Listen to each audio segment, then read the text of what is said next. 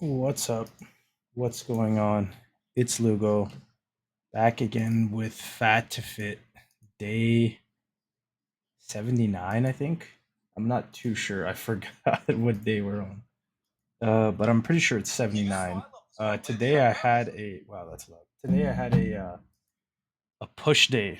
Um and as usual I started off with some bench and it was man today was fun. It was really fun and really nice, especially since I'm a 300 almost flat, about to go under 300.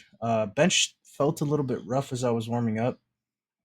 It just felt heavy, and I think I was arching a little bit too much because my lower back was kind of taking a toll here on this. But other than bench, man, the rest of the workout was really really fun, and I got a nasty pump. Like I can tell whatever it is that I'm doing is keeping my body really insulin sensitive, and utilizing the carbohydrates during training and then after really well, because I've never looked this good. I've been 300 before, but I've never looked this good, especially coming back like from not training at all. And I'm feeling really strong already. Like that was 200 for I don't know what, 8 reps on my top set, and then 187 for 2 sets of 8. And then here I'm on dumbbell and slight dumbbell incline.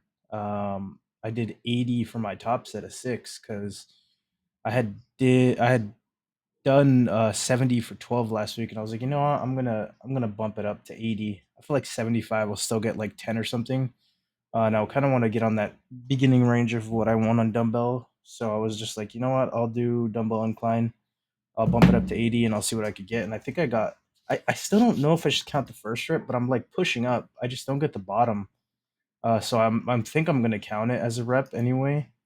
So it was 6, but if I don't count it, it was 5. But it doesn't really matter too much. I think at the end of the day, I still, did the half of the rep, or the most important part to me. So 6 it is. But it was man, like this was a really fun training day. I like wasn't really going through the motion. Like I was really present.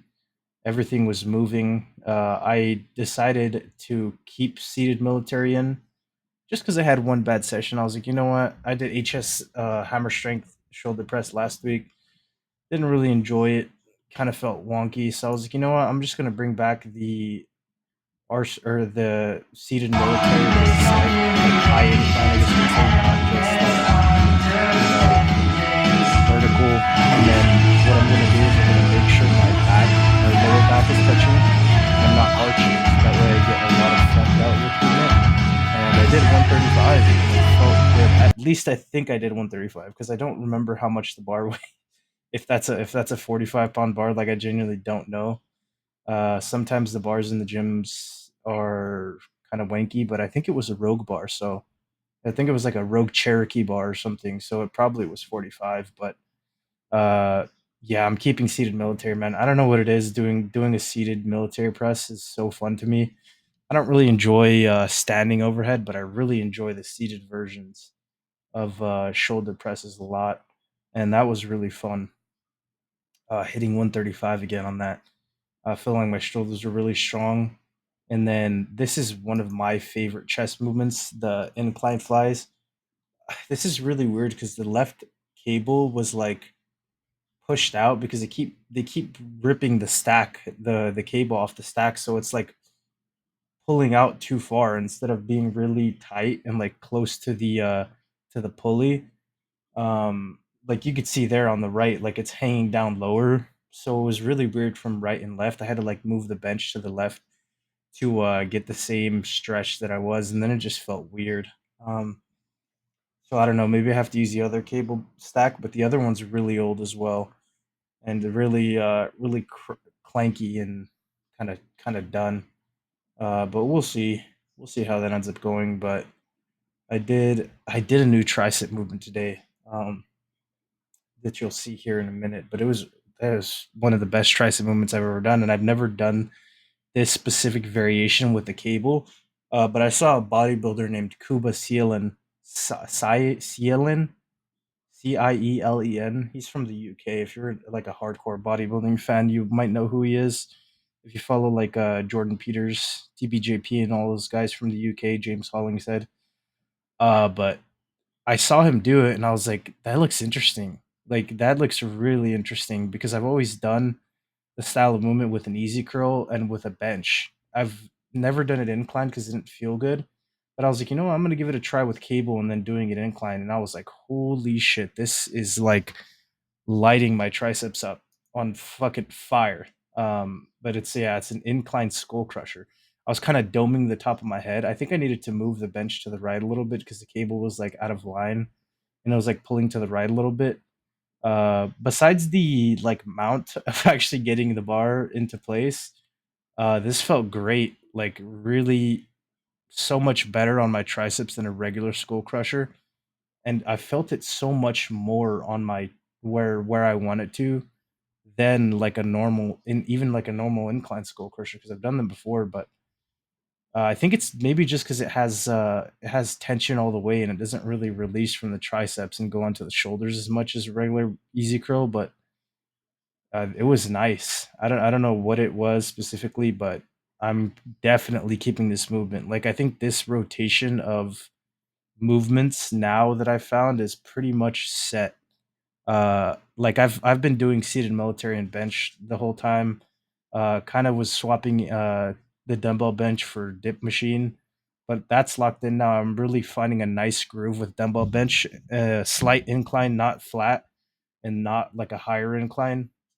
I'd say maybe it's like a 10 to 15 degree, incline, and then seated military obviously staying, dumbbell bench is staying. The push downs are staying. Might swap those out for like a single cuff extension or something like that. But I don't think I'll even do that. I'm really enjoying the easy curl extensions right now. Um, Obviously incline skull crushers, putting those in, swapping out for regular easy curl skull crushers, keeping that in the mix. And then I was kind of playing with this one, but I didn't have my cuffs from. I got hypertrophy cuffs from hypertrophy cuffs. I got cable cuffs from Hypertrophy Coach because I needed new ones. I needed a pair because the ones that I had I bought from like Timu. I had one and it was like it kept the Velcro wasn't strong enough and it kept fucking coming off during the set and like slamming the stack. And I was like, dude, I just have to bite the bullet and get these nice cuffs.